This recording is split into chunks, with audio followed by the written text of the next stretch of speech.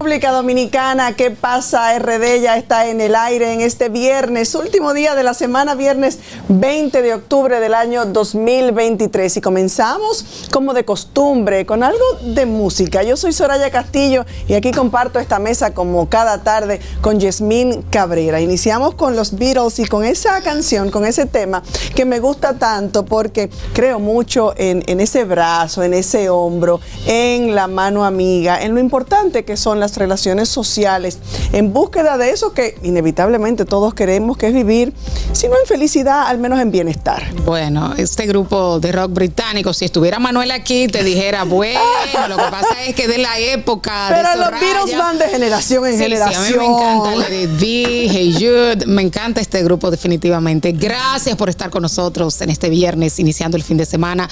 Una semana cargada de informaciones y yo entiendo que el centro de la atención estuvo en el tema del dengue, el mal manejo que dio el gobierno, que a última hora pues armó este gabinete de salud. Entiendo que el dengue es recurrente todos los años a la misma época, es como la temporada ciclónica que todo el mundo sabe cuándo viene.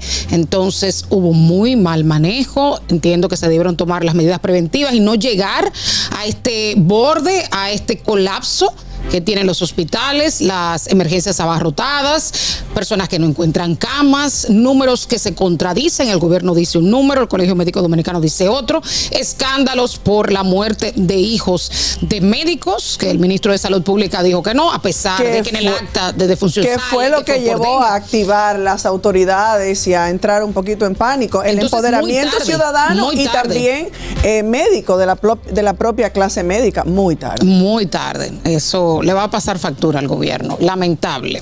Lo que pasa es que la prevención no genera titulares. La prevención no genera titulares, pero ahora con los muertos, lamentablemente se está poniendo fea la cosa, señores. Y esto no distingue clases sociales.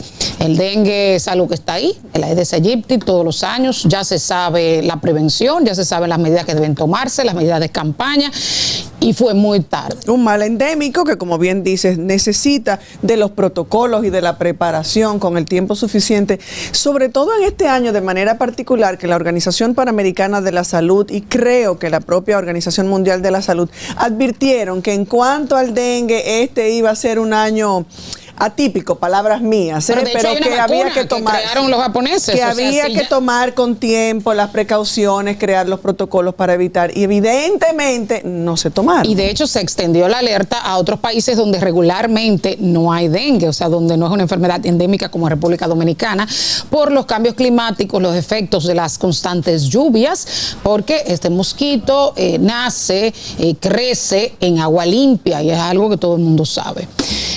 Bueno, vamos a augurarle éxito al gobierno en esta campaña tardía para que bajen los números y los muertos. Y mayor transparencia en los números, porque se habla de 11 muertos y yo no creo que sean 11 muertos. Lamentablemente no se recuperan las vidas, aquellos que hoy están llorando a sus seres queridos, sobre todo los niños que han sido, como de costumbre por su sistema inmunológico, han sido los más afectados, los que han llevado la peor parte. Así es. Bueno, mira, señores, hoy, un día como hoy, en el 1812, nace en Aso de Compostela el 5 veces presidente Buenaventura Báez Méndez. Y en 1961, un día como hoy, llega al país el profesor Juan Bosch Gaviño, fundador del PRD, luego de varias décadas de exilio y lucha contra la tiranía.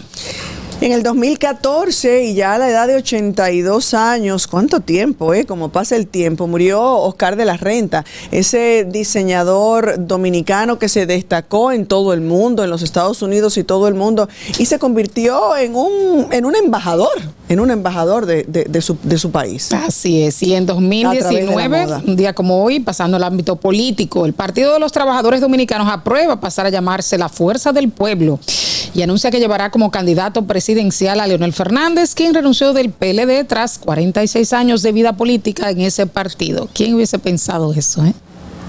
Bueno, increíble. Los vaivenes de la política. Los vaivenes de la política. Y fíjate ahora, en medio de una alianza de cara a estas elecciones, conscientes de que aparentemente o evidentemente ni uno ni otro solo pueden enfrentar al principal partido en este momento, que es bueno, el PRM. Aprendieron la lección porque parte del fracaso del PLD fue su división, al margen del descontento, el hartazo de la población después de tanto tiempo gobernando y los escándalos de corrupción. Que no es que no hayan descontentos, que no es que no hayan situaciones dentro del PLD en este momento. De hecho, hay grandes expectativas frente a este domingo, este domingo 22, que será el día de la asamblea, y aparentemente de esa asamblea pueden salir decisiones que incidirán directamente sobre el tema de la alianza y de cara a las elecciones y al proceso. Yo lo veo un poco debilitado la alianza, honestamente, pero vamos a esperar.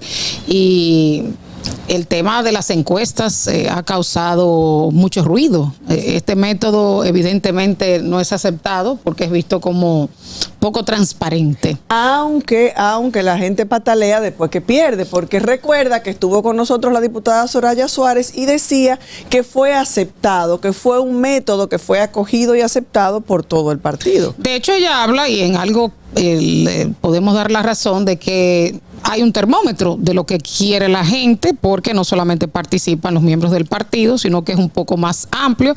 Pero por otro lado, que no habría que ver si no utilizaron sus influencias y desplazaron a los dirigentes de ese favorito a esa zona. O sea, cómo se hace el método, aunque son muy prestigiosas las encuestas que participan.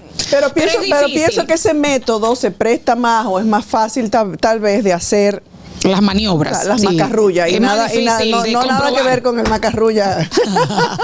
Es más difícil de comprobar. Sí, es mucho más difícil de comprobar. Mira, hoy es Día Internacional de la Concienciación sobre los Trastornos del Desarrollo del Lenguaje, que se celebra el tercer viernes de cada mes de octubre, y esto es una alteración que incide en el desarrollo del lenguaje y el habla, que se detecta antes de los 4 años de edad y puede prolongarse hasta la adolescencia, y se estima que entre el 2 y el 5% de la población infantil padece del trastorno del desarrollo del lenguaje, una condición neurológica que incide en el desarrollo de las habilidades del lenguaje, también la comprensión y la capacidad para expresarse. Yo creo que existe mucha discriminación en torno a este tema, y creo que el asunto de las cuotas debe implementarse en ese aspecto, de personas que tienen este tipo de dificultad como otras más, de que puedan insertarse en el plano laboral, que tengan oportunidades.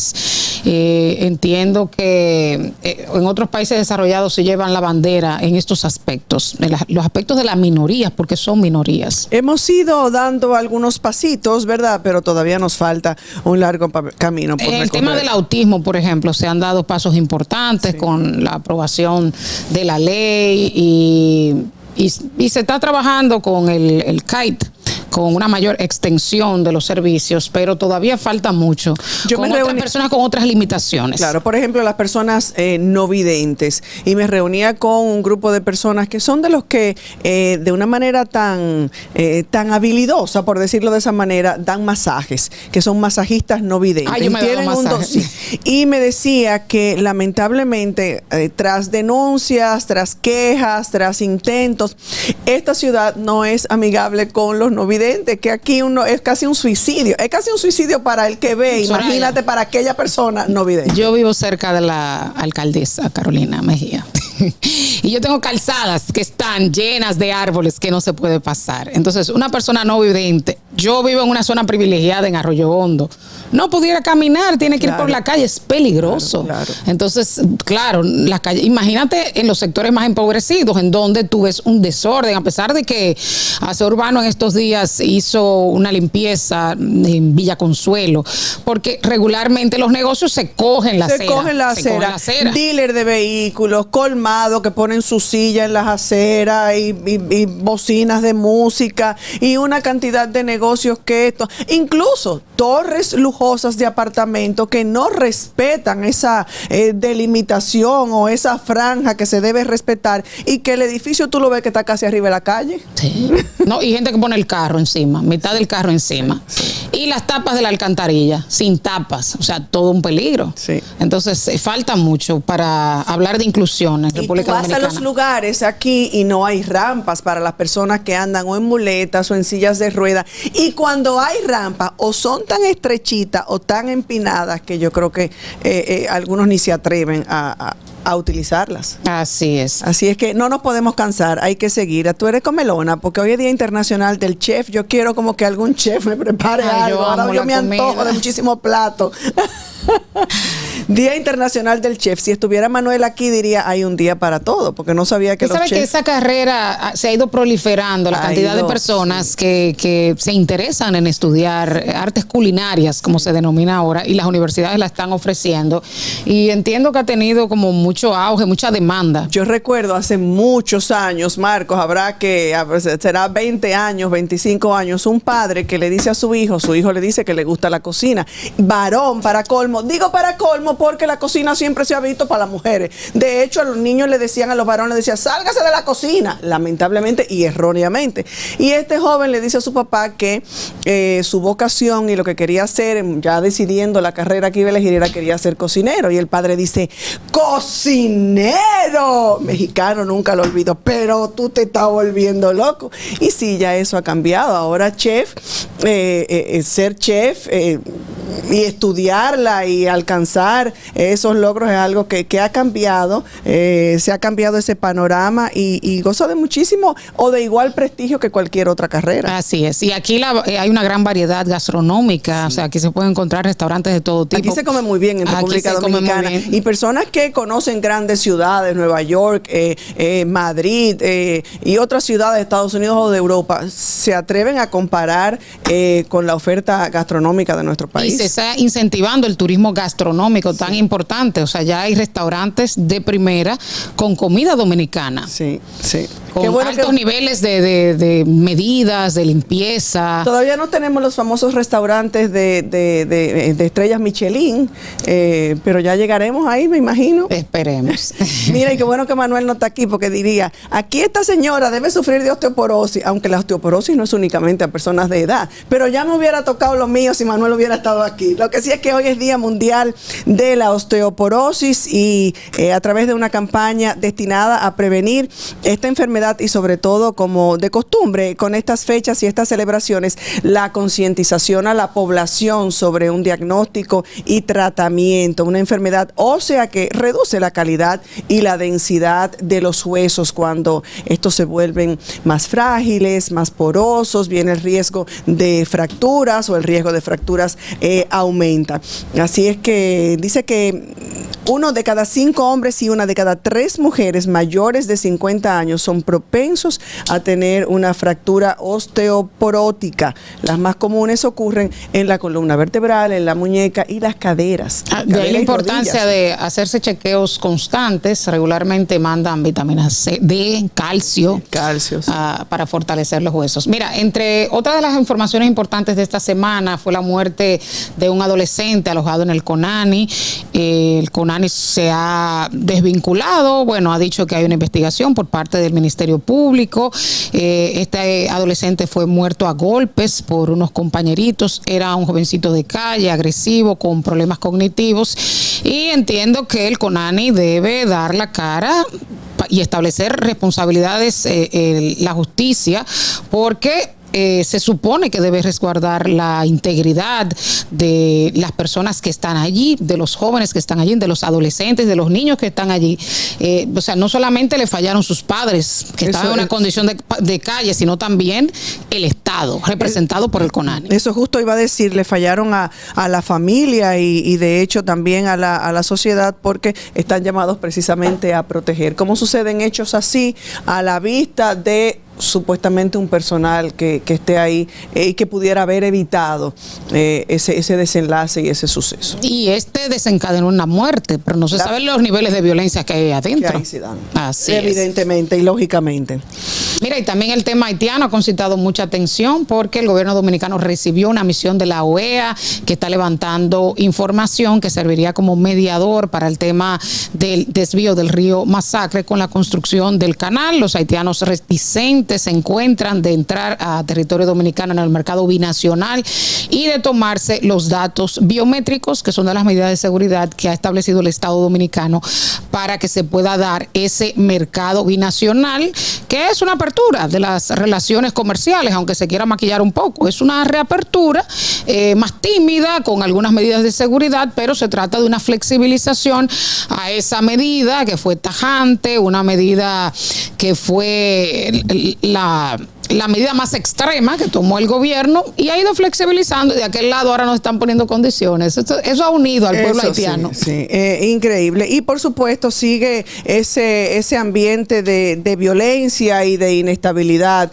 que se sigue presentando. Ayer precisamente comentábamos sobre el secuestro de Anthony Virgin Saint-Pierre, que es el secretario general del Alto Consejo de Transición de Haití. Y es alarmante que las bandas criminales adopten estas tácticas, aprovechando incluso uniformes de la policía para sembrar aún más el miedo y el caos a su máxima expresión, lo que agrava no solo la situación de seguridad ya de por sí precaria en Haití, sino que también socava el Estado de Derecho y la confianza en las fuerzas que están llamadas a poner el orden público. Así es. Esta semana también el Consejo de Seguridad de Naciones Unidas aprobó a unanimidad renovar por un año más el régimen de sanciones contra Haití, que lleva vigente desde octubre del 2022. Esperemos que pueda organizarse esta misión desde Kenia, que en un inicio estaba parada por un recurso interpuesto por un candidato presidencial que decía que era inconstitucional el envío de estas tropas, y que de hecho, luego de que se aprobara en el Consejo de Seguridad, que todos pensábamos que no iba a pasar por el veto constante de China y Rusia, vimos qué pasó y a la semana destituyen el canciller de Kenia. Yo la verdad no tengo como tantas esperanzas en este país africano. Entiendo que está como indecisa la situación, como que la opinión pública keniana no está muy de acuerdo con el envío de estas tropas. Y queda muy cuestionable la decisión de Kenia y del gobierno, que aparentemente no estaba en muy buen momento y aprovechó o utilizó, está uno, ¿verdad?, sacando conclusiones, utilizó esta situación y hace esa oferta para tal vez mejorar lo que entendía o lo que se veía que estaba no en muy buenas condiciones. Imagen internacional, porque realmente lo que podría inferirse allí de que tendría un acuerdo con Estados Unidos, una manera como de ganarse el apoyo de Occidente, con Estados Unidos a la cabeza. De hecho, hay un acuerdo de seguridad entre Kenia y Estados Unidos, y estuvo el secretario de Defensa de Estados Unidos este año en Kenia, y se han firmado varios acuerdos. Entonces, una manera también como de posicionarse a nivel diplomático, a nivel internacional. Las tropas kenianas están en las misiones de paz de Naciones Unidas en varios países, o sea, no sería el país donde se ubicaría primero. Ahora, aquí estaría liderando y una crisis sin precedentes, o sea, estaría liderando las fuerzas y enfrentándose a unas pandillas que no se sabe los armamentos que tienen. Sí. O sea, se desconoce la magnitud del número de personas que contienen cada una de estas pandillas, que son múltiples pandillas, y el armamento que tienen, que siempre se habla del contrabando de ese armamento que viene desde Estados Unidos, específicamente desde Miami. Bueno, señores, ha sido una semana bastante, como de costumbre, bastante pesada y de muchos hechos siempre que comentar. Nosotros tenemos que ir a una pausa, pero ya nosotros tenemos aquí a nuestra invitada de esta tarde. Ella es psicóloga, es abogada, pero sobre todo es una voz, es una activista social y política, y es una de esas voces siempre en defensa de la República Dominicana. Wendy Santos Berroa está con nosotros y vamos a conversar con ella. Ustedes también. Ya volvemos. ¿Qué pasa? Esta es la hora de saber qué pasa. Comunicando la verdad. ¿Qué pasa? Esta es la hora de saber qué pasa. ¿Qué pasa?